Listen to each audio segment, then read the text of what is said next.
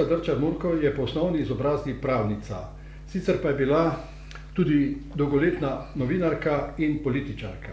Z novinarstvom je začela na Radiu Ljubljana in nadaljevala na Delu, za katerega je 3-krat dopisovala iz tujine, iz Bona v letih 1978 do 1982, iz Rima od 1989 do 1993 in iz Dunaja od leta 1997 do leta 2003.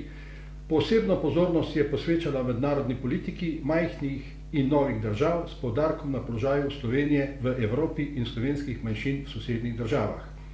Med letoma 1984 in 1986 je bila predsednica častnega razsodišča Društva novinarjev Slovenije. Leta 1980 je kot prva prejela naziv Slovenka leta. Leta 2004 pa je bila na listi LDS izvoljena za poslanko v Evropskem parlamentu. Skratka, Mojca, bogat življenjepis, bogata dejavnost. No, si pa letos v začetku marca objavila v časopisu Delo članek z naslovom Umetnine naj se vrnejo na kraje, kjer so nastale. Namreč v tem članku si obravnavala odprta vprašanja v zvezi v Italiji zadržanih umetnin in tudi arhivov, ki so se nahajali včasih pred drugo svetovno vojno v Kopru, Izoli in Piranu. Gre za neko specifiko v mednarodnih odnosih, bi dejal, ne? Pod kakšno zastavo to počneš, oziroma si pisala ta članek, oziroma s kom to sodeluješ pri tej zadevi?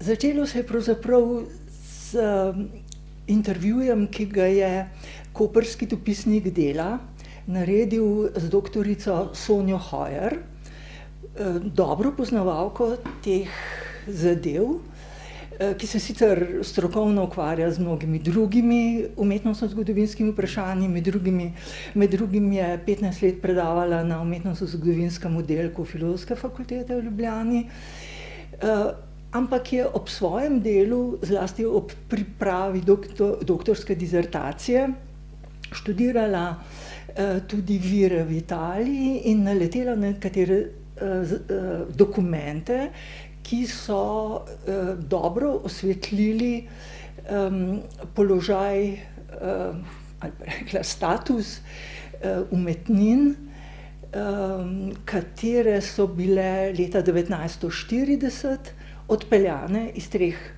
obalnih mest, 60 let zaprte v zabojih, na koncu v Beneški palači v Rimu, in šele zaživele javno življenje v Italiji, seveda šele po letu 2002. Od tedaj naprej se ni kaj dosti zgodilo, zadeve so bile vmes restaurirane, bile premeščene v en drug muzej, ampak vrnjene na izvorna mesta pa niso bile. No, in ko sem prebrala ta članek, sem tako kot nekateri drugi zainteresirani državljani, bi rekla, Republike Slovenije, nekateri strokovnjaki, nekateri samo ljubitelji umetnosti, nekateri preprosto radovedni ljudje, si zastavila še nekaj dodatnih vprašanj. In ko me je poklical gospod Slavko Predl, ki je bil eden od teh zainteresiranih državljanov in mi predlagal, da bi jaz napisala članek, ki bi morda z ene druge perspektive, kot je to naredila doktorica Hojer, pogledala celotno stvar, sem nekaj časa razmišljala in potem sem rekla, v resnici, vedno se pogovarjamo samo o tem, da diplomatska pot ni bila prava. Čigava krivda je, ne vem, ampak vsekakor toliko let po vojni ni nič prinesla. Kaj, če bi pogledali z nekega drugega vidika, in ker sem bila evropska poslanka, se dobro zavedam pomena tega odmevnega prostora, kar je naša hiša Evropska unija, in stvari, ki se tam dogajajo, še vedno zasledujem, pač tiste, ki me zanimajo. Tako da sem pristala in sem napisala ta članek. Mogoče o tem malo pozneje, kakšni so moji pogledi na to stvar. Zdaj, rekla bi, da je interes te skupine treba opisati. Noben od nas ni niti lastnik, niti nekateri so sicer meščani Pirana, iz katerega je bilo odpeljano, ampak nihče nima državnih funkcij ali kakršnihkoli oblastnih funkcij, ki bi mu dajali neko a priori legitimiteto, da se zavzema za vračanje teh stvari. Se pravi, samoiniciativna skupina, ja, povsem samoiniciativna skupina, ja. Ampak tisto, kar je mene pritegnilo, zato sem tudi napisala ta članek, je bil ta pravni vidik. V bistvu gre za mednarodni zasebno-pravni vidik.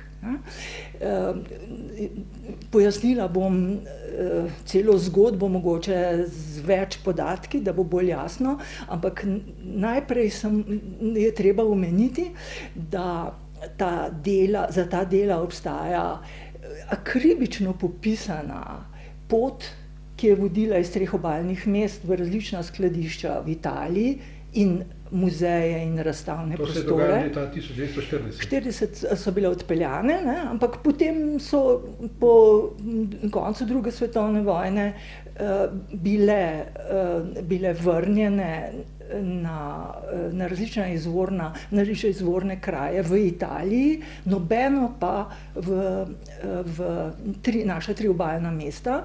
Katera so bila izvorna kraje vrnjene v Italiji? Izvorne kraje v Kopru. Te umetnine izhajajo iz Kopra, Izole in Pirana in so visele na stenah občinskih zgradb, 2 samostanov, cele vrste cerkva. Plus arhivi so se zdrave določeni. Arhivi, jaz bi tu takoj izločila arhive. Vem, da so diplomatska pogajanja že med Jugoslavijo in Italijo in pozneje Slovenijo vključevala listo arhivov, ki niso bili vrnjeni, pa katastrskih knjig, pa zemljiških knjig. In te umetnine, konkretno gre za 25 imenitnih, pretežno renesančnih ali pa 17. in 18. stoletja izhajajočih umetnin. Vse to je bilo del enega skupnega seznama, na katerem se nikoli ni napredovalo. Kolikor jaz vem, so se izmenjavale pisma, verbalne note, omenjale so se zadeve na pogajanjih, ampak dlje od ustanovitve kakšne komisije meddržavne do samega bistva stvari nismo prišli. In en razlog, da se to nikoli ni zgodilo, je najbrž tudi ta, da je bilo preveč stvari na enem samem seznamu, preveč stvari, ki se po različnih kriterijih vračajo. Recimo arhivi so še vedno v Italiji, imeli so tudi potovanje po različnih skladiščih, danes so v 10 zabojih v državnem arhivu in so odprti in naši raziskovalci lahko tam raziskujejo, ampak ne vrnejo pa se na izvorni kraj v Koper. Zato poudarjam, da bi lahko karkoli ukrenili po tej poti, recimo mednarodni zasebno-pravni, je bilo treba izločiti arhive in se osredotočiti na umetnine, kajti zato imamo kar precej, seveda neobvezne mednarodno pravo, v tem primeru gre za resolucije, sicer določene konvencije, ampak stvari so neobvezne. Države jih sicer podpišejo, ampak ni nujno, da jih bodo tudi upoštevale. In ta vidik mednarodne pokritosti sem vsaj jaz, verjetno tudi mnogi drugi, ki se s tem ukvarjajo, opazila tudi v okviru Evropske unije, v Evropi in obeh Amerikah, Severni Ameriki, v zadnjih letih, zlasti v zadnjih 5 letih, ko je šlo za opazne premike v načinu gledanja na to, ali naj se kulturne dobrine, recimo kulturna dediščina, ne, to je ena velika kategorija iz različnih posameznosti sestavljen pojmov, ali naj se vrnejo na izvorne kraje. Da naj se vrnejo, je v bistvu pozvala že Meddržavna konvencija iz leta 1970. Ne? In UNESCO je nekajkrat pozval države članice, ki sodelujejo v njem, naj vrača umetnine, ki so na kakršnekoli načine kdajkoli v preteklosti prispele v njihove muzeje in s tem prikrajšale za del identitete tista območja in skupnosti ljudi, za katere so nastale ali kjer so bile zadeve odkrite. Ja. Morda je tu eden tak najbolj znan primer vračanje grških umetnin iz Britanskega muzeja nazaj v Grčijo. Ja. Koliko jaz vem, se to še ni zgodilo, ne? Ampak so bile neke ironične... Ravno, to je seveda absolutno dober primer, ne? Kajti ravno na diapazonu, ki ga pokriva ta primer v evropskem javnem mnenju in zdaj že političnih izjavah, lahko vidimo, kakšni tektonski premiki so se zgodili na tem področju. Ne? Če se spominjam, ko je grška kulturna ministrica Melina Mercouri zahtevala seveda, z ustreznim patosom in tako naprej vrnitev, so se smejali ljudje, lepo te prosim, britanski muzej je vendar kupil partenonske marmorne skulpture z atenske Akropole. Ne? No, čisto konkretno, malo preskakujemo zadeve, ampak mislim, da bo vsem jasno, grem kar na zadnjo resolucijo Generalne skupščine Združenih narodov, stara šele 3 mesece, ne? Konec decembra je bila sprejeta, kjer gre za poziv državam, naj vrnejo ali restituirajo v njihovih muzejih ali drugod zadržane umetnine izvornim skupnostim. Pazi tale izraz, ne repatriirajo državam, države se spreminjajo, meje in to naprej, skupnostim, kjer so te umetnine nastale, in s tem se v razpravo o vračanju v Evropi vnaša en humanistični element, moralni. Našli ga bomo recimo v ekspertizi, ki sta jo napisala za francoskega predsednika Emmanuela Macrona, 2 strokovnjaka, Sarre in Savoy, in sta govorila o etiki odnosov. Ne? Države niso dolžne tega narediti, ampak prav je, če bi naredile. Ne? Tisti moralni imperativ, ki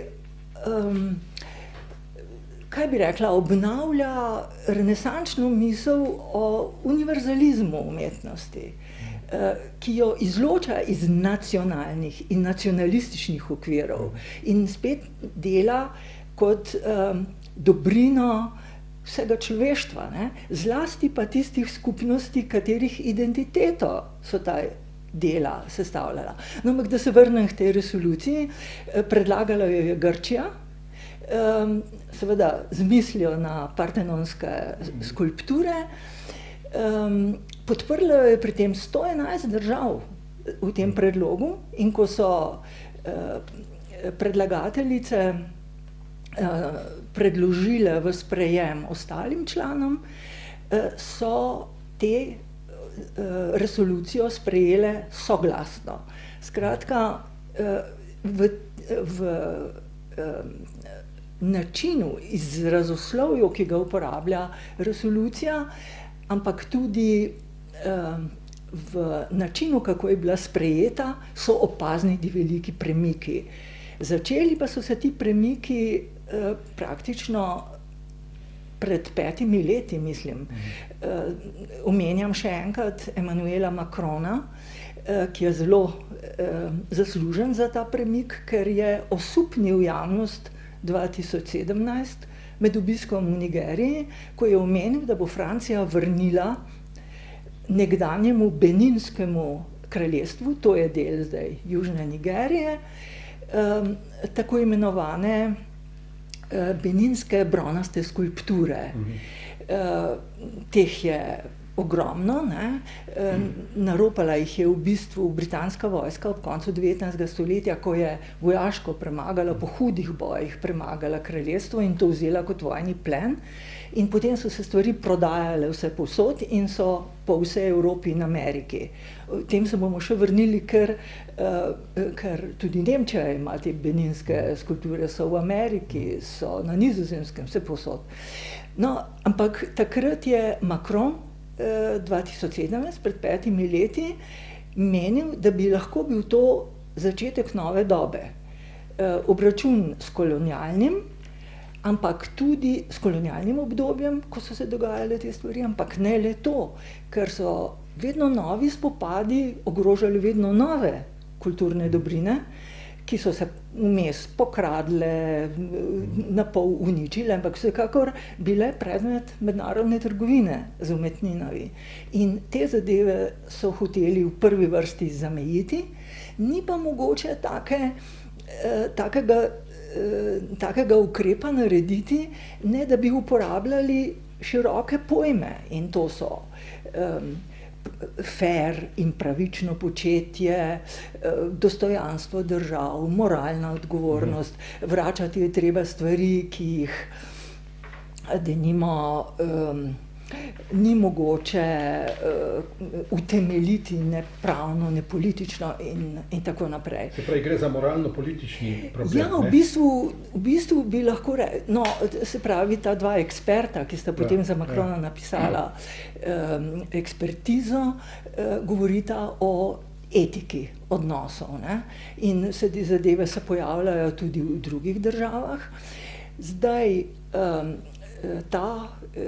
ta primer, ne vem, mogoče nekoliko pojasniva primer teh partenonskih skulptur, ker se malo razlikuje, gre za en tak par excellence primer zadeve, ki bi sodila nazaj. Mene tu zanima tudi, kakšen status imajo te umetnine, ali gre tu za vojni plen, ali za... Ja, zdaj, to je veliko vprašanje, ne? Na to zagovorniki statusa quo vedno računajo.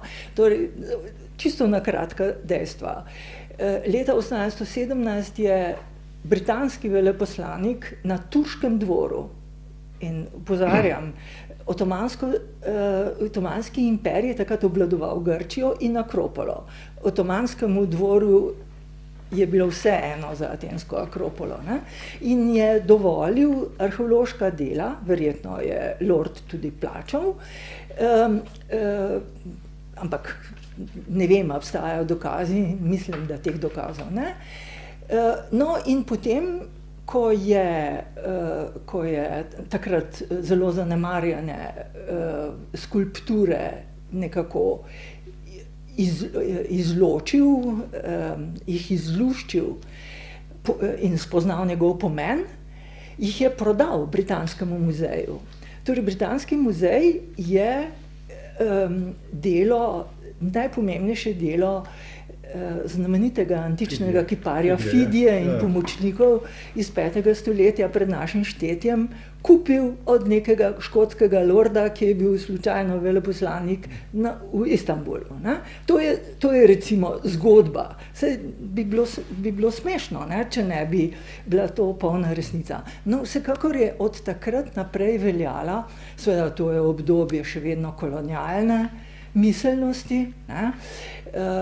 In ena od tez je bila seveda, da kolonialne države prinašajo civilizacijo v kolonizirane Torej so te kulturne dobrine mnogo bolje zavarovane pri njih, kot bi bile na kraju samem.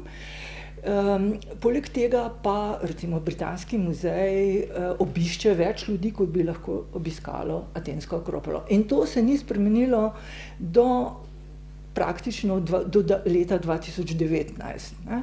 Kaj se je zgodilo tedaj? Še leta 2019 je nemški zgodovinar, umetnostni zgodovinar Hartwig Fischer, on je bil na položaju direktorja Britanskega muzeja, rekel, da je bilo dejanje lorda Elgina kreativno, ne, z tega vidika, ker je dalo več ljudem možnost, da pogleda zadeve in jih občuduje, kot bi jih lahko na Atenski Akropoli. Danes taka izjava ne bi bila več mogoča. In kdo je to rekel? Kulturni minister v britanski vladi, v zadnji predbrexitni vladi Cameronovi, ki je prvotno, takrat, ko so bile zadeve postavljene, sicer nasprotoval izročitvi oziroma vračanju. Se pravi, zdaj, ne, po letu 2019, izjava je iz tistega časa, pa je rekel, da je razprava tako napredovala v mednarodnem merilu, da on tega ne bi še enkrat ponovil in da če bi bil zdaj na položaju kulturnega ministra, bi glasoval za vrnitev skulptur na izvorno mesto. Ne. In v tem razponu, ne, med eno popolnoma nacionalistično, bi rekla, ali pa kolonialno tezo in med eno širokogrudnostjo, bi rekla, eno novodobno civiliziranostjo, ne, ugledom. Ne. Mi smo tako močni, tako pametni, tako, da si lahko privoščimo vrniti celo Fidijeve na prvotno mesto. Ne. Kako je pa z Italijo tu zdaj? No, pojdiva na to. Kaj so njihovi argumenti, da se ne vrača? Ja, torej najprej, mislim, da bi bilo treba najprej obnoviti nekaj dejstev. Ne. Torej, dogajanje se začne v juniju 1940 in zdaj, če si ta zgodovinski okvir zamislimo, je naslednji. Druga svetovna vojna se je že začela. Ne? Češko-Slovaška je razkosana, vojna na Poljskem se je začela in kraljestvo Italije, Italija je takrat kraljevina, je že okupiralo Albanijo in se pripravljalo, čakalo na ustrezen datum, ne? Bilo je del osi, za napad na Balkan, na Jugoslavijo, ker to je bilo popolnoma jasno, to je bil cilj Mussolinijevega fašističnega gibanja, zajeti tolikšen del Balkana, ga vključiti v Italijo, da Jadransko morje postane Mare Nostrum. To je bila stara želja, ne, in bilo popolnoma jasno, se pravi, mnogo več, kot je dajala Rapalska meja. Ne. In v ta namen, ne, Italija se je takrat pripravljala na vojno na Balkanu, je bila, mislim, da je leta 1938 sprejet prvi zakon o varovanju kulturne dediščine na območjih, ki bi jih lahko zajela vojna, in drugi zakon z leta 1939. In junija 1940 je dobil ravnatelj Videmskega muzeja Carlo Someda de Marco nalogo, da v častni funkciji, neplačano, ne, kot restavrator oceni posebno vredna dela na območju ne samo teh treh mest, ne, Furlanije, Juline, Furlanije, Julijske krajine in nekaterih drugih območij, ki bi ja, ki bi bile v bližini eventualnih vojnih operacij, na katere se pač Italija takrat pripravljala. In od tod naprej se začne eno strokovno, izredno, bi rekla, kvalitetno delo, ne? Ta umetnostni zgodovinar je z veliko pozornosti in tako naprej izbral najpomembnejše stvari. Med njimi je bilo teh 25, o katerih, ki bi jih recimo zdajle Slovenija morala zahtevati, ne, na podlagi vsega, kar se dogaja. Vsa dela to so velika platna, ne, to opozarjam, ne, to je recimo, če je kdo pogledal že v notranjost Koprskega muzeja, ve, da tam zijaje ena bela lisa, ne, in da je prazni okvir, da je recimo prazen okvir stolnice, ne, koprske, da ni ustrezne slike, ki je tam 400 let krasila frančiškane v Piranu, ne. Njihova slika, ki bi tam morala viseti, je na sedežu reda v Padovi, Minorito v Padovi.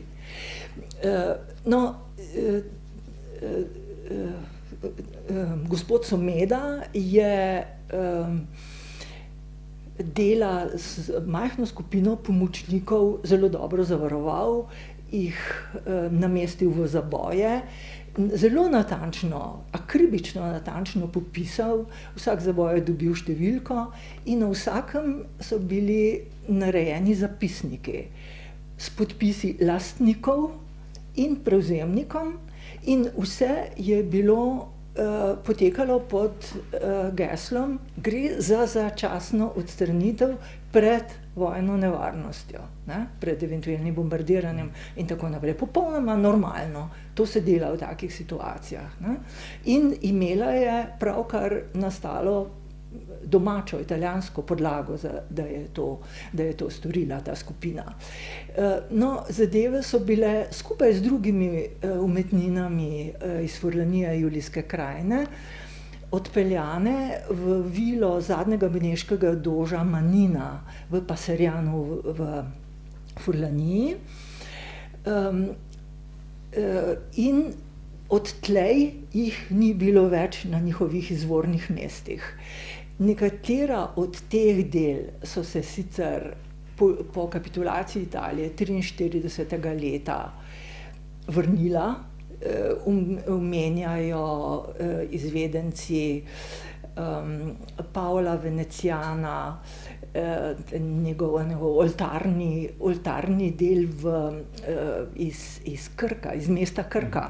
Ampak to se je vrnilo po zaslugi, ker je bila to takrat nemška okupacijska cona, Jadransko primorje, je to nemški poveljnik vrnil na Krk.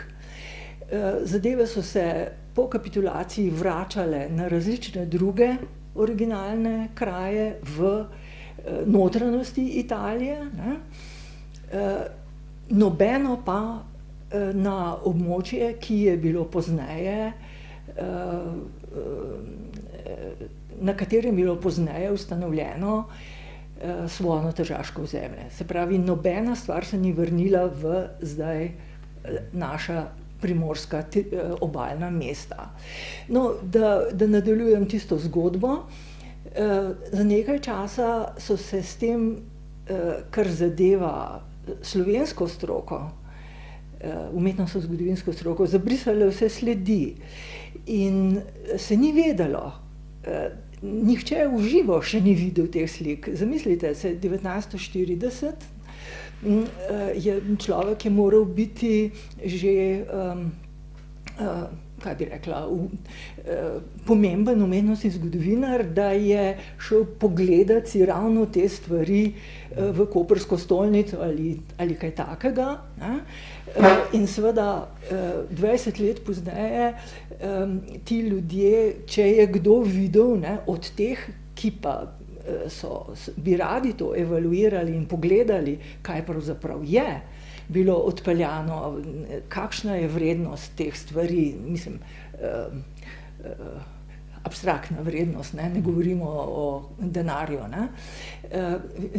Ali so to v resnici dela beneških mojstrov, katerih, pod kakšnimi pogoji, ne, so zadeve bile potem shranjene.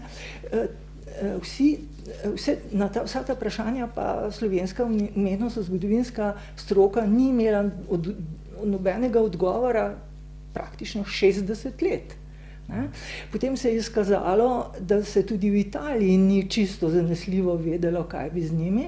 In čeprav so vmes, vemo, da so vmes že potekala po londonski spomenici 1954, recimo po razdelitvi, dokončni razdelitvi STO, pogajanja o vračanju, se je govorilo o neki neznani stvari. Nihče ni vedel, kako izgledajo. No, tudi v okviru Osimskih sporazumov, ne, sta zunanja ministra Jugoslavije in Italije takrat se nekaj dopisovala. To je bilo pozneje, to je bilo leta 1975. Ne? Ampak zadeve so se začele v 50-ih letih že, ampak nihče ni vedel, zakaj gre. Ne?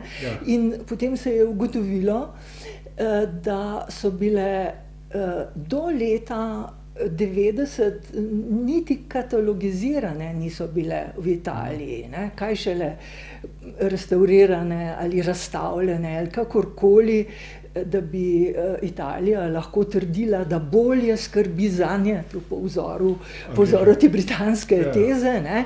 Kot bi neka uboga Jugoslavija, necivilizirana in tako naprej. Ne? Ne, bile so v zelo slabem stanju, ko so jih odprli, ampak to je bilo šele po letu 2000, torej predvčerajšnjem šele. Ne? No in pri tem iskanju različnih virov je že omenjena doktorica Sonja Ana Hojer, ko je iskala gradivo za neko drugo svojo tezo, v Videmskem muzeju našla tipkopis Karla Someda de Marca. Kje seznam naredil? Tega. Pa ne samo seznam, bom kar pokazala.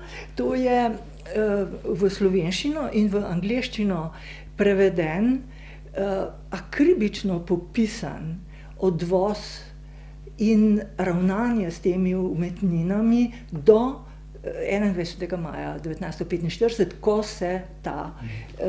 se ta dnevnik konča. Zadeva je v resnici tipkopis, in original je bil v Videmskem muzeju deponiran. Seveda so se ljudje, ki so se ukvarjali s tem, pri nas takoj zainteresirali, so ga hoteli pridobiti, ampak na poti so bile lastniške pravice naslednikov Somedovih. Te pravice so potem dobili, leta 2015 je z pravicami, avtorskimi pravicami lastnikov prešlo to na našo stran, ne vem konkretno na koga, mislim, da na Zavod za zaščito kulturne dediščine iz Pirana, območne enote. No in naslednjih 5 let je trajalo, da so ta korpus z velikim prizadevanjem posameznikom spravili v takole perfektno knjižno obliko, ne? Od oblikovanja do vsega, do seveda podatkov, vse drži. Ne? Skratka, tu je zdaj preveden v slovenščino, je preveden v angleščino za eventualno mednarodno predstavitev, tipkopis človeka, ki je vodil odvoz teh umetnin iz leta 1940. Ampak to smo zdaj nekoliko preskočili, ne? Ker medtem so se začele po letu 2000 odvijati zadeve, pa tudi na italijanski strani. Tu samo en oklepaj naredim, če bo čas, bi to tudi lahko omenili. Ne? Vse te zadeve, vračanje med drugim teh 25 zabojev umetnin, so del ena niša v zelo kompliciranih meddržavnih odnosih prej Italije in Jugoslavije, pozneje Italije in Slovenije. meni se zdijo kot en zamašek, ki pluje na plimah in osekah teh odnosov. Vedno je nekje in nikoli ga ne moreš dobro zagrabiti. Vemo, da je nedokončano, ampak ne vemo, po kateri poti bi se tega lotili. No, na italijanski strani so se zadeve, ker sem bila, ker sem dopisovala za Delo ravno v tistem obdobju, ko se je spreminjala Italijanska republika, se pravi, konec blokovske delitve je zelo spremenil Italijo, ne. Takrat je po določenem nihanju in notranjih političnih bojih država ugotovila, da se je v obliki razpada Jugoslavije in z dvema šibkima naslednicama, notranje sprtima in med seboj sprtima, ponudil pravzaprav krasen sadež, ki ga je treba samo utrgati, ne? In ta sadež bi bil, da bi spremenili meddržavno pogodbo, ozimsko predvsem, ne?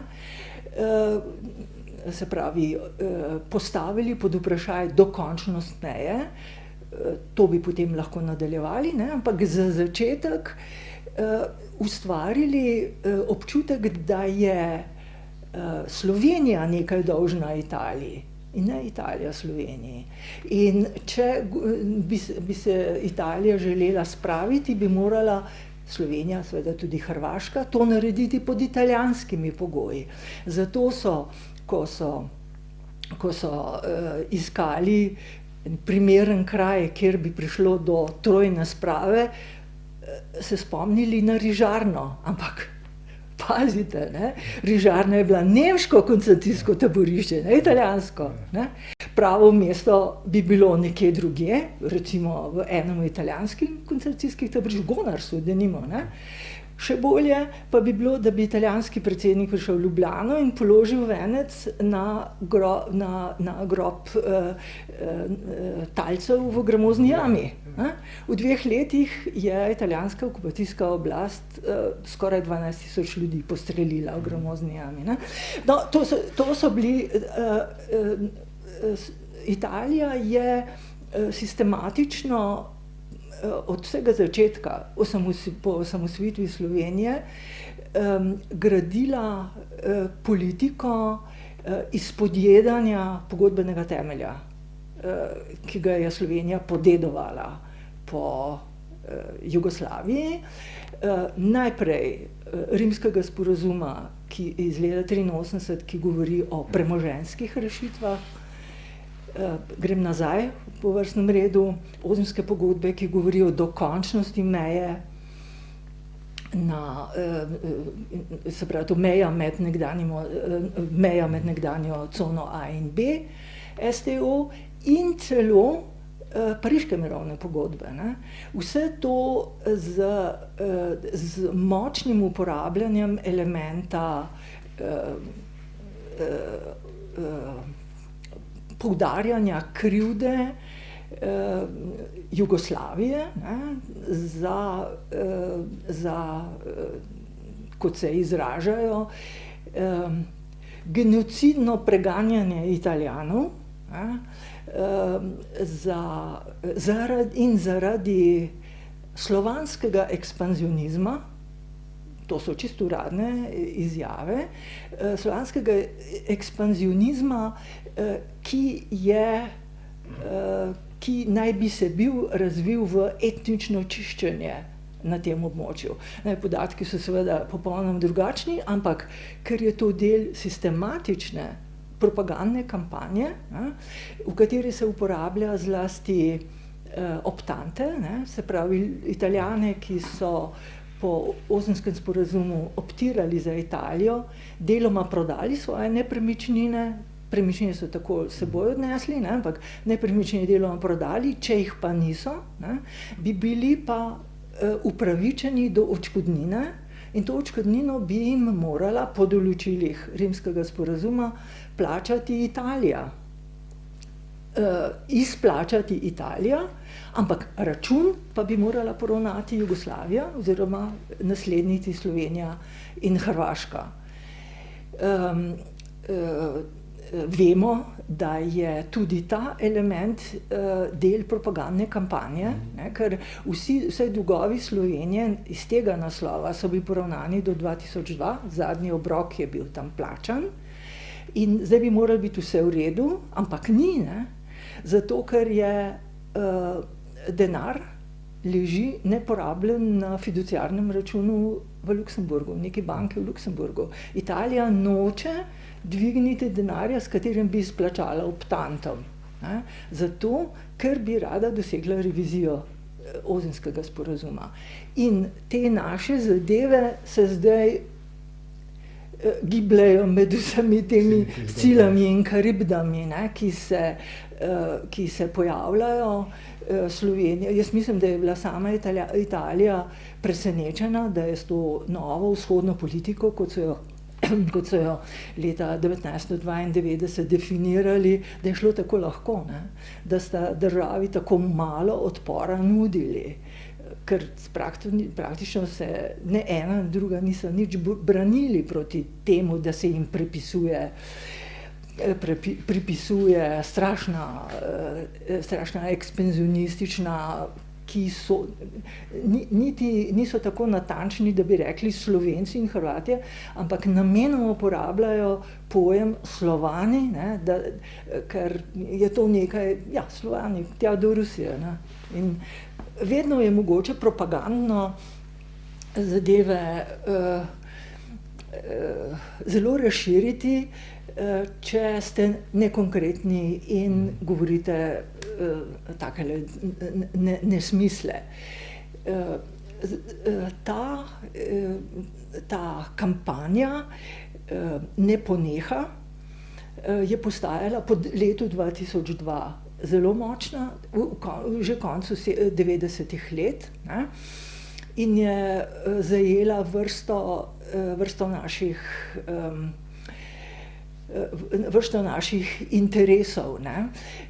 Že Italija je recimo pogojevala priznanje Slovenije in Hrvaške s podpisom tako imenovanega trojnega sporazuma. To je bila ena zelo majhna stvar, vse skupaj na pol strani formata A4 lista, ne. Ampak strašno pomembnimi stvarmi. Namreč Italija je hotela, da ostane Istra kot italijanska Istra nekdaj skupaj. Ne? To se pravi, ne Istra kot del Slovenije in Istra kot del Hrvaške, ampak obe skupaj. Ne? In takrat, kot jaz vem, je zunanji minister takrat pristal na to, ali pa se je k temu nagibal. Ne, Peterle je bil takrat predsednik vlade. Za njega ne vem, ampak mislim, da ga je profesor France Bučar prepričal. Vem, da je bil predsednik Milan Kučan, je vedel, za kaj gre in je bil proti temu, ampak recimo veleposlanik v Rimu slovenski je priporočil, da bi to naredili in da bi podpisali to. Hrvaška je bila v slabšem položaju kot mi, Slovenija pa takrat ni. In mislim, da je bilo to zadnje dejanje, ko se je postavila na zadnje noge. Francetu Bučarju kot predsedniku skupščine in pravniku, ne, in Milan Kučanu tudi pravniku, je bilo jasno, ne, za kakšne dimenzije gre. Ne. Ampak potem so, kaj vem, med drugim je bilo Italiji mnogo do tega, da je italijanska manjšina v obeh državah ena sama. Ne, da nimajo dveh organizacij, ne, eno sedežem v Kopru, eno pa sedežem na Reki, ampak oboje ena, ker ustvarja vtis nekdanje italijanske skupne Istre. In to se je zgodilo tam proti koncu 90-ih let. Tako je, sedež je zdaj na Reki, ne? Mislim, da, ali pa mogoče na Pulju, mislim, da na Reki. No, In to je spremljala kar precejšnja časopisna kampanja in tu jaz lahko res iz prve roke poročam, ker sem bila soočena z vprašanji iz Evrope. Ljudje, ki so prihajali k nam, tudi novinarji, so potrebovali informacije in sem potem jaz sama naredila nekaj tekstov, s katerimi bi rada pojasnila, v čem je pravzaprav ta naša komplicirana zgodovina. In ko sem videla, da se zadeve, tako bi rekla, copy-paste, od Trsta do Palerma vsi enako trdili. Gre za slovanski ekspanzionizem, ki je mejil ali pa že začel etnično čiščenje, ethnic cleansing. O tem govorite 97. leta, ko se je res dogajalo čiščenje na Kosovu, ne? Ali pa v Bosni. Ne? No in leto 2000 je bil pravzaprav v tisto obdobje so se zakomplicirane zadeve z našim pristopanjem k Evropski uniji, do katerega je imela Italija pač veliko pogojev, postavljala pogoje, nas skušala zadrževati, ampak ko je bilo jasno nekje do 2002, da Slovenija bo v krogu tistih 10 držav, ki bodo sprejete v enem zamahu, se je to pomirilo in se je zadeva preselila na stranska področja. Španski kompromis je tukaj. Španski kompromis je reševal našo čast, ne, ker v bistvu bi bilo treba, spremeniti bi bilo treba člen ustave, ki je prepovedoval nekaj, s čimer nismo mogli postati član Evropske unije, ne. Ker če smo hoteli postati del skupnega trga, smo morali spremeniti tisti član. Ampak ker to notranje politično ni bilo izvedljivo, ne, je potem, no saj zadnjič ste imeli v tem istem pogovoru o tem. To je pač ena izvedba, ampak v principu je šlo za to, da je Italija izkoristila sleherno priložnost, ki jo je imela, da bi zadržala sprejem. Nekatere stvari tudi niso bile ravno, kako bi rekla, dobronamerne, ampak nisem posebno kritična do tega, potem ko sem videla, s kakšno vehemenco je Slovenija Hrvaško omejevala pristopanje v Evropsko unijo. To so stvari, s katerimi se pač ne strinjam in v tem primeru mi je vseeno, ne rečem, to smo mi, ne, in zato mi nismo naredili nič narobe. No, rada bi samo povedala, da so se zadeve tako stopnjevale, da mi je v spominu leto 2004, ko je tedanji predsednik italijanske vlade Romano Prodi, to se pravi, je to tako imenovana vlada centro-sinistra, leve sredine, obiskal Washington. In eden od pazljivih opazovalcev vsega tega dogajanja, tudi z dobrimi vezami v Vatikanu, mislim, mi je poslal en dokument, stanuje pa v Dekanih, mi je poslal en dokument, v katerem je pisalo naslednje. Ko je Romano Prodi prišel v Washington z že prižgano zažigalno vrvico, ta je vodila do eksplozije na italijanski vzhodni meji, so mu tam rekli, naj nemudoma ugasne zažigalno vrvico. 2004 se je to zgodilo, ne? To se pravi v času, ko je ravno Slovenija vstopila in zaščitna sila tako z časa mirovne pogodbe kot ozimske pogodbe Združene države Amerike so odločno pokazale nekajkrat svoj prvinski interes, da Italija nič ne ukrene, kar bi lahko povzročilo konflikte. Ne vem, ni šlo za kakšne preference, ne vem kakšne, da imajo eno stran raje kot drugo.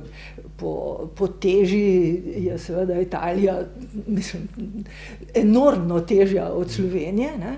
Ampak Združenim državam Amerike je bilo popolnoma jasno, da ni nobene sile, ki bi lahko zaustavila eventualni konflikt, oboroženi ali kakršenkoli resen konflikt, razen njih. Oni pa niso želeli podaljšanja Bosne še v ta konec, ne. No in tako da leta 2004 je potem vlada padla in prišla je Berlusconijeva vlada in zadeve so se v meddržavnih odnosih vedno bolj zapletale, ne. Čeprav naša javnost tega ni opazila. Ravno zato, ker je Slovenija takrat sprejela stališče, so javne izjave, zlasti izjave Dimitrija Ruplja kot zunanjega ministra, da je treba Ozensko pogodbo nadgraditi, ne.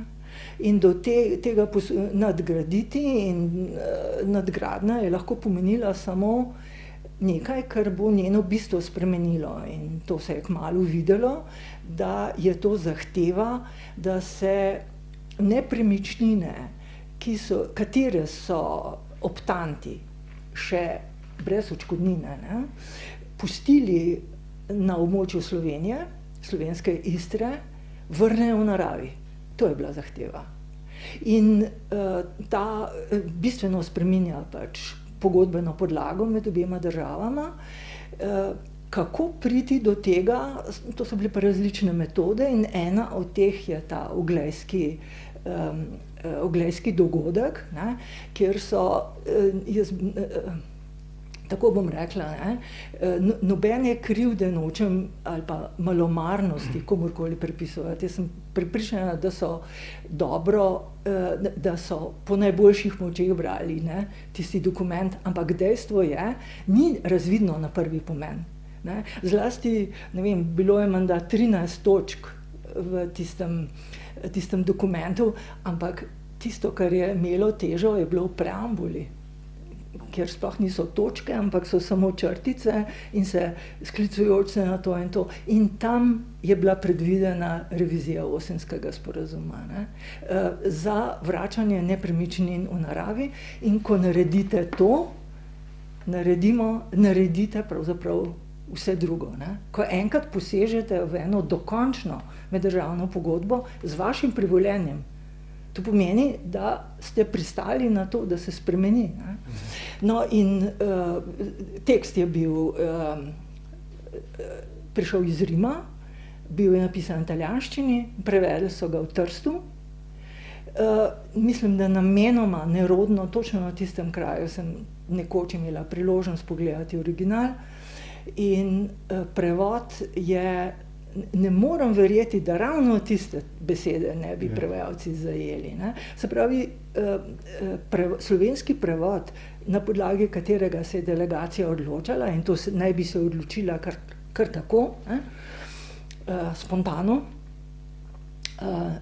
ni bil čisto v redu. No, v bistvu je šlo za en poskus, eno past, no, so nastavili Sloveniji, če bi takrat padla notri, no, k sreči take zadeve, poleg parafe, ki je bila potem dana, ne, zahtevajo še marsikaj drugega, med drugim ratifikacijo v parlamentu in tako naprej. No, skratka, ilustriram meddržavne odnose, da bi videli, kaj se je medtem dogajalo s temi našimi umetninami, ne. Leta 2002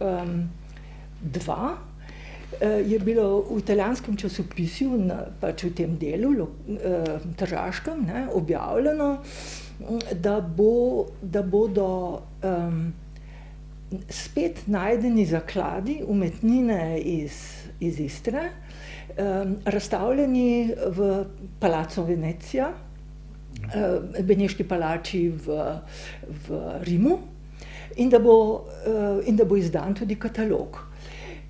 Ko so naši strokovnjaki odšli na to razstavo, ki naj bi bila zanje prvi pogled na te umetnine. So sicer te lahko videli, niso bile še restavrirane, ampak sama razstava pa je bila odpovedana. Bil je narejen katalog. Zakaj je pa odpovedana? Brez razlogov, čez noč je bila odpovedana.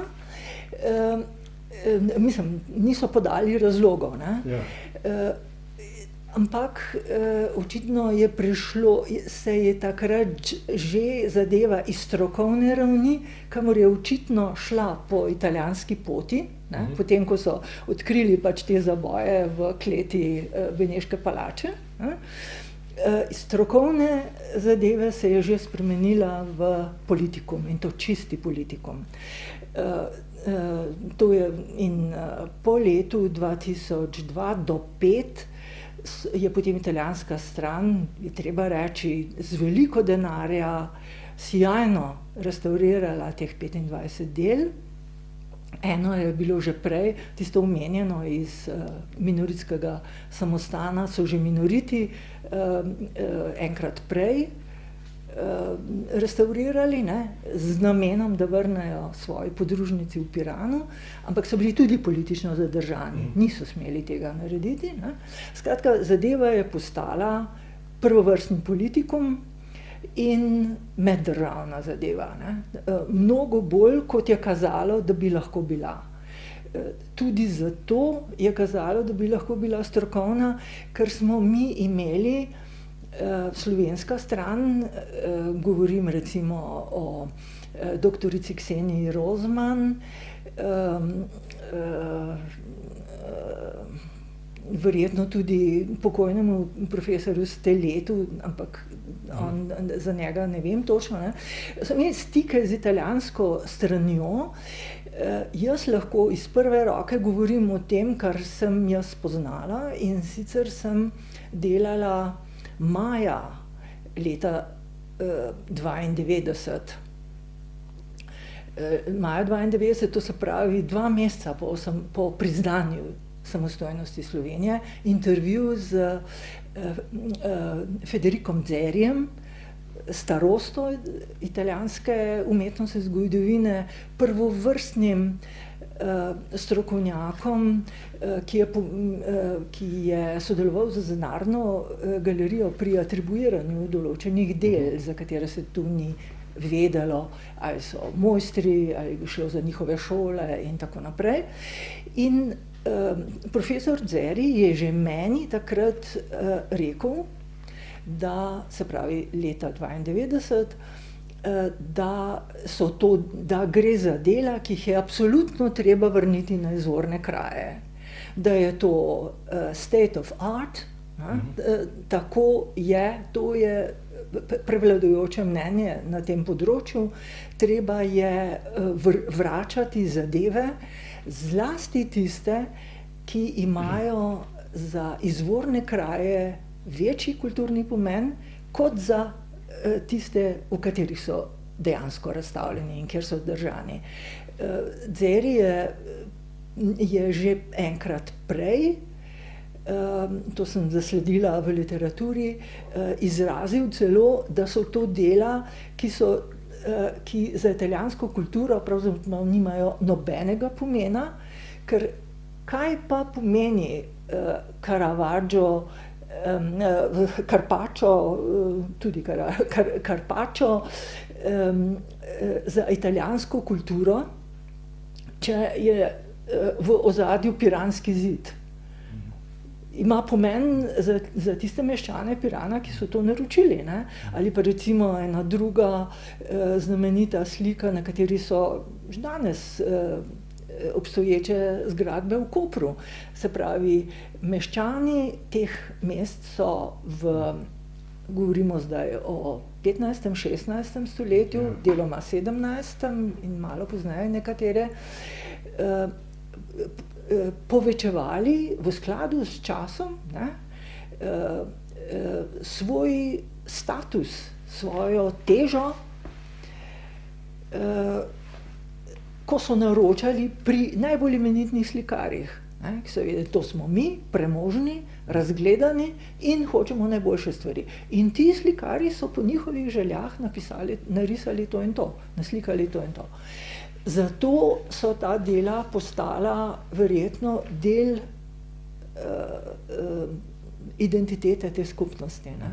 Počasi so proniknila in postala istrska, čeprav jih je naslikal Benečan.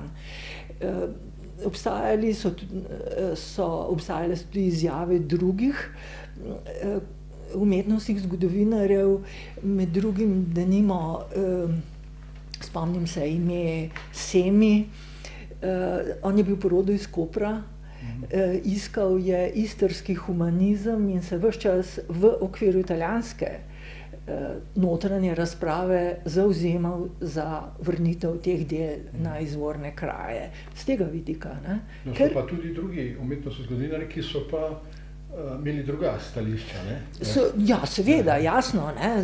Predvsem Vittorio Sgarbi, ki je tudi strokovnjak za Karpača, ne? Pisal monografijo o njem, ampak dejstvo je, ne, da je preveč naključij, da bi rekla, vse je šlo po eni pravi in pravični poti, ne. Denimo tale podrobnost. Do leta 2005 so restavrirali dela in priredili v Rimu, ne, so priredili razstavo. Potem je le prišlo, si najprej bila preklicana, potem je pa... Ne, pardon, to je še en oklepaj. To je naša italijanska, italijanskega kataloga nimam tukaj, ne. Ne, oni so do leta 2005 približno, kot sem rekla, sijajno restavrirali zadeve in jih razstavili v okviru, mislim, da je bil naslov Historia restaurirane umetnine od Pavla Venecijana do Tiepola. To je bil naslov.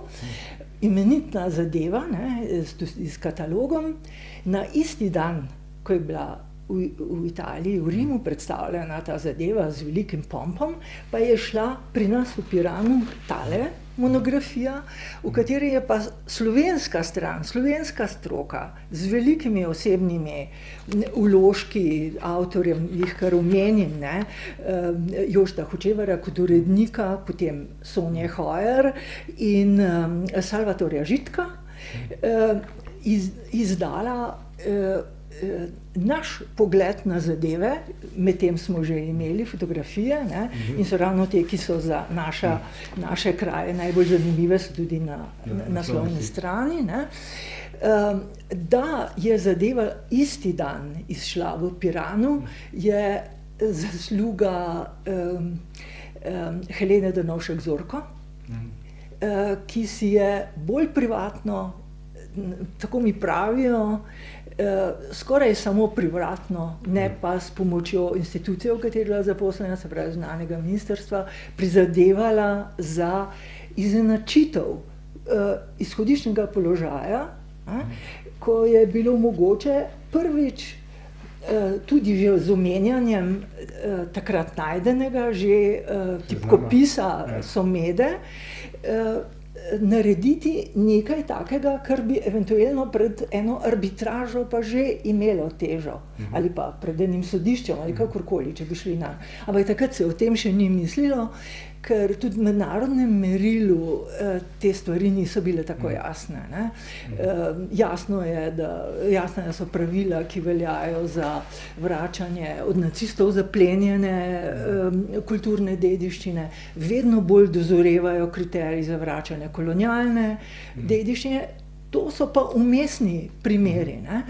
Ampak tisto, kar je iz obeh teh naših temeljnih del, to sta dve temeljni deli, ki bi morali imeti pogajalci v rokah, razvidno je to, da je šlo za začasen odvoz in da imajo lastniki v rokah reverze.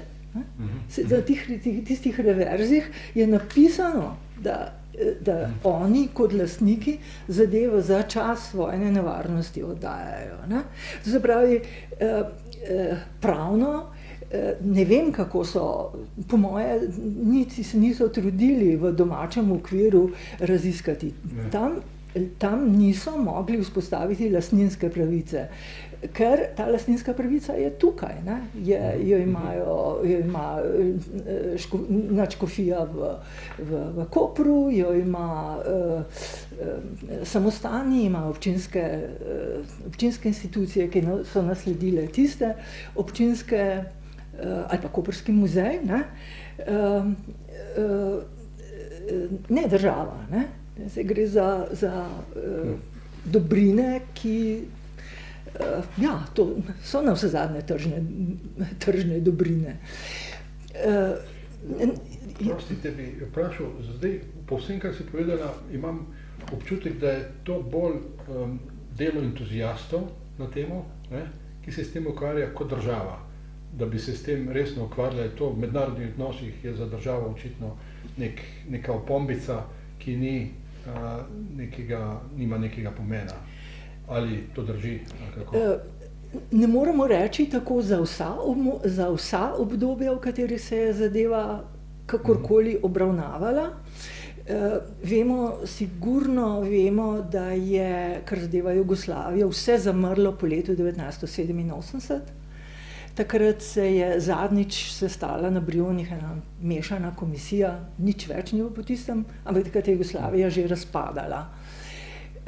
Potem so bile ustanovljene mešane komisije, ki so razpravljale, se pravi, izmenjane so menjale verbalne note, recimo 4 verbalne note med letoma 1999 in 2004. Ampak pozneje pa nisem mogla zaslediti nič konkretnega iz odnosa naših, bom rekla, kar oblastnih struktur, ministrstva so naša oblast, do tegale dokumenta pa bi sodila, da državi Sloveniji absolutno ni nič do tega, da bi se zadeva ne odprla, ne obravnavala. Kajti, omenila sem že, da so bile avtorske pravice pridobljene do 2015, da so uspeli zadevo objaviti v knjižni obliki do 2020, ampak to je tako rekoč neobstoječe. Zavod za varstvo kulturne dediščine ni smel po navodilu, ni smel pripraviti javne predstavitve te knjige. Kdo je to prepovedal? Ni bilo čisto direktno, ampak jaz sumim po tem, kar so mi povedali, da je to moralo priti direktno od kulturnega ministra Vasja Simonitija. To me posebej čudi zato, ker je leta 2005, ko je šla ta naša monografija, pa isti kulturni minister v prvi Janševi vladi napisal en imeniten uvod. Uvod, s katerim se lahko popolnoma strinjate, da gre za, da so likovna dela živa sestavina ne samo krajine, ampak tudi kulturnega prostora, ki ga ustvarjajo s svojimi umetnozgodovinskimi zakladi, galerije, muzeje in tako naprej. Absolutno odličen tekst, ampak na podlagi tega se ni pogajalo.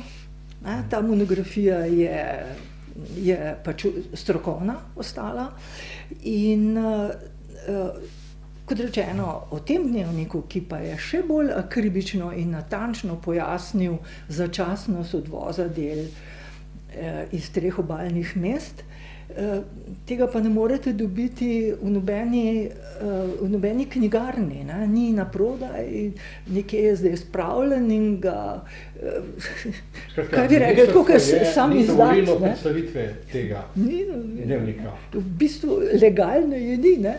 Knjige ni, ne? Je in ni. Kako si to razlagaš? Ja, razlagam si lahko samo to, da gre za neke državne interese, v katerih nekaj podobnega, kot se je dogajalo tisti štoriji, ki sem jih pripovedovala, iz 90-ih let, se Slovenija skuša narediti čim manjšo, da ne bi izzivala, ne. Meni so vedno očitali, ko sem drugače pisala, ne, jaz sem rekla, mi moramo braniti svoje interese in če jih branimo, mi ne izzivamo, mi se branimo, ne. Če se ne branite, ste pač vedno v podrejenem položaju. Verjetno je to nekaj podobnega. Ne bi radi izkoristili svojih odličnih adutov zato, da ne bi bila italijanska politika kakorkoli nevoljna na Slovenijo, ne. Zdaj, če moje stališče ni pravilno, vedno sem pripravljena ob predložitvi nasprotnih dokazov spremeniti to stališče, ampak na podlagi dokazov, ki jih imamo, lahko rečem, da je to sicer res ena niša med državnih odnosih, ampak v kontekstu vsega pa zanimiva niša. In zdaj, če se vrnem stvari k izhodišču, zakaj sem se pravzaprav jaz lotila predstavitve, ne, in zakaj sem tudi sprejela tole povabilo, da to razložim v nekoliko širšem krogu.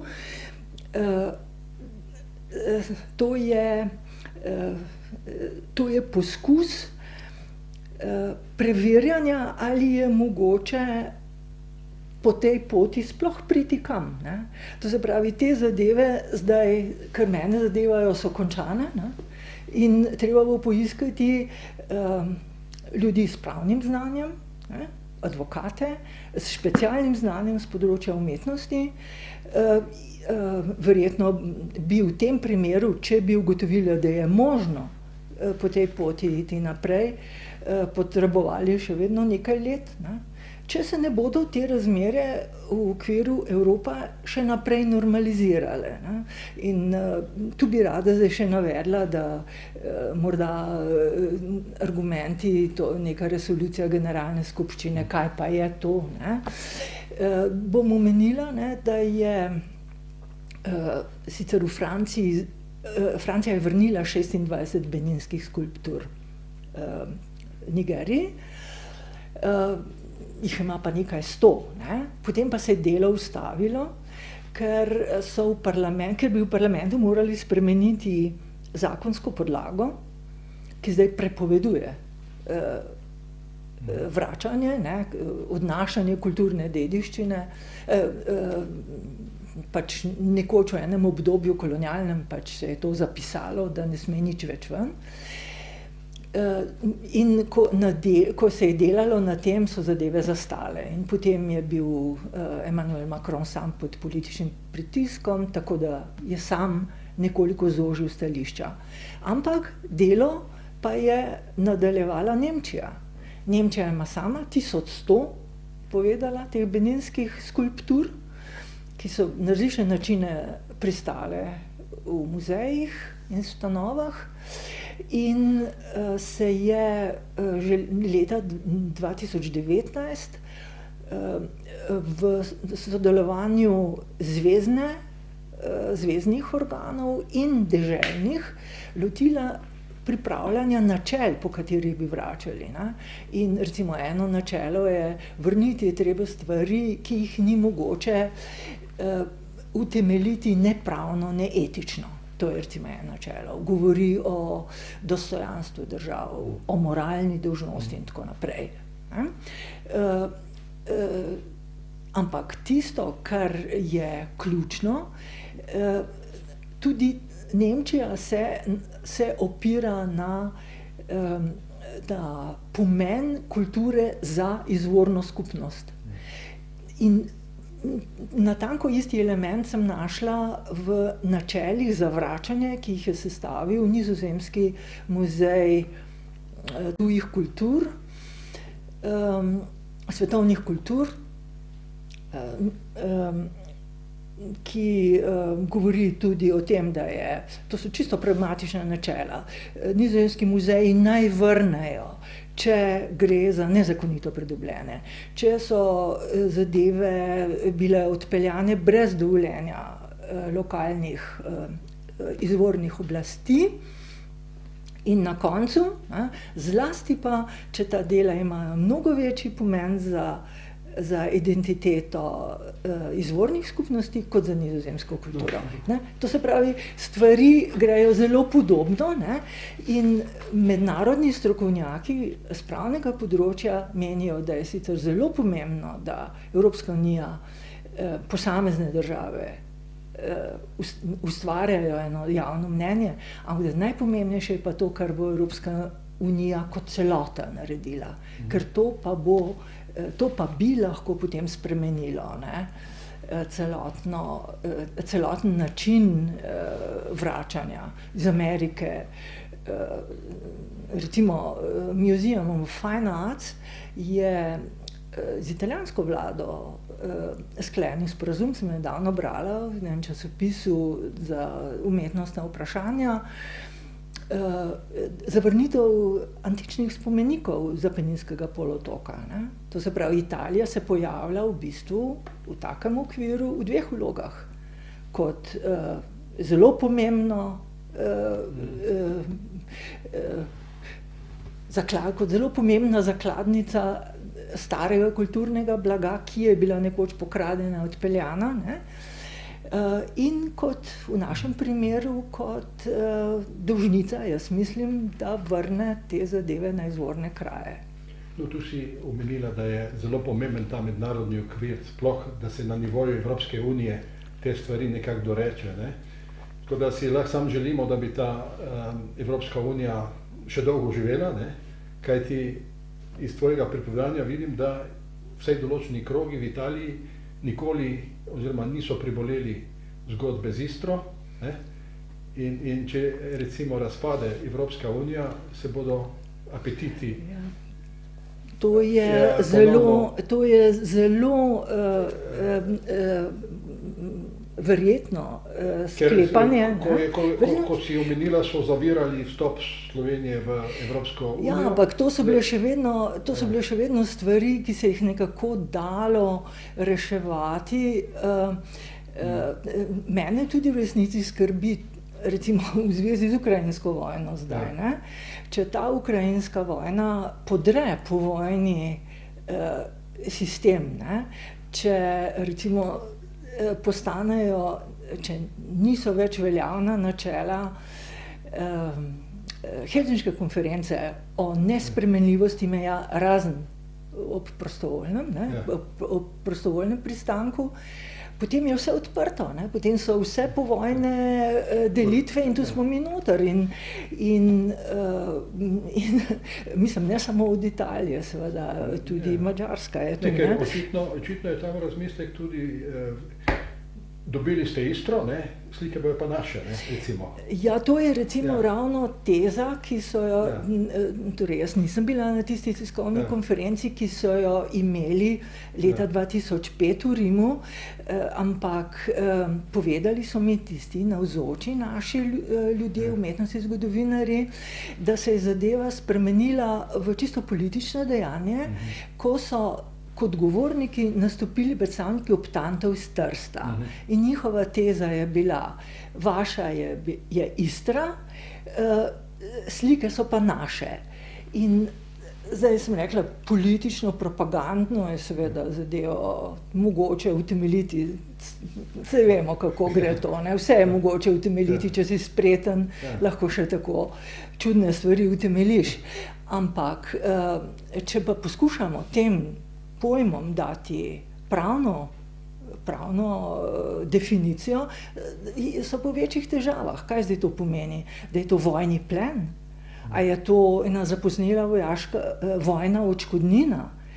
kdo pa je sklepal te vojne odškodnini, kakšna pa je, na račun česa, koliko pa je zdaj recimo imaginarna vrednost enega karpača v koprski stolnici, ne? Koliko je to vredno glede na zemljo v Istri in podobne stvari. Skratka, v tistem trenutku, ko zadeve pripeljemo z propagandno-političnega področja na realna tla, v tem primeru ne samo stroke umetnostno-zgodovinske, poudarjam, jaz nisem umetnostna zgodovinarka, ne, ljubiteljica umetnosti, recimo, ne. V tem trenutku je treba biti precizen in je treba povedati, kdo je zdaj lastnik in a je to dokončna stvar. Gospa Hoyer se je v enem svojem članku, tistem intervjuju omenjenem v prvem delu, malo posmehnila, sarkastično, ne, in je rekla, no, saj na vrnitev Narodnega doma smo čakali 100 let, na te stvari bomo tudi 100 let čakali, ne. Ampak meni se zdi, da bi lahko čakali večno, ne. Ker zadeva je bila tako preformulirana, ne, tiste na razstavi restavrirane umetnine, te, ki sodijo v fundus eventualnega vračanja, so bile premeščene v Trst, najprej v muzej Revoltela, nato v Sartorijo, kjer so še zdaj, in leta 2013 so uradno postale del muzejske pinakoteke. Torej, nekakšna lastnina, ampak približno to so pa vprašanja, o katerih se zdaj pogovarjamo. Kdo pa je lastnik partenonskih marmornih skulptur, če je ta, ki jih je pač očistil in odpeljal, brez dokaza, da je imel tako dovoljenje, prodal to britanskemu. Kakšen lastnik je britanski muzej, ne? Na neki podoben način bi lahko malce, kaj bi rekla, z samimi vprašanji, retoričnimi, opredelili tudi naš problem. In jaz nimam specialnih znanj, s katerim bi lahko rekla, ja, to zadevo je po mednarodno zasebno-pravni poti mogoče spraviti v tek. To morajo drugi povedati, ampak preden se zadeva kakorkoli premakne, je tudi našo javnost treba obvestiti, jo nekako zainteresirati, da gre za nekaj, kar je vredno, kar je del zdaj primorske identitete, ampak s tem tudi slovenske identitete, ne? In opozoriti, da so, seveda, če bi Italija tudi pri vseh drugih vprašanjih zagovarjala tako etnizacijo, ne, tako etnično interpretacijo, nevarnosti za Slovenijo velike. Ker uradno stališče je zdaj, da so lastniki, pač Unija optantov uradno pravi, da se oni imajo za dediče tistih ljudi, ki so to naročili v 15. in 16. stoletju, ne? In ker se imajo za dediče, jim pripadajo tudi umetnine, ki so jih naročili. In to je mogoče en argument, ki ga je tudi verjetno z njim tudi mogoče argumentirati, ampak hočem reči, da je zoževanje umetnostnega univerzalizma renesanse na etnično lastništvo, ne pa lastništvo skupnosti, nekaj, kar je v nasprotju s tokovi v Evropi in v svetu. V redu, Mojca, jaz mislim, da smo to zdaj kar dobro pokrili. Hvala za ta pojasnila. Zelo rada.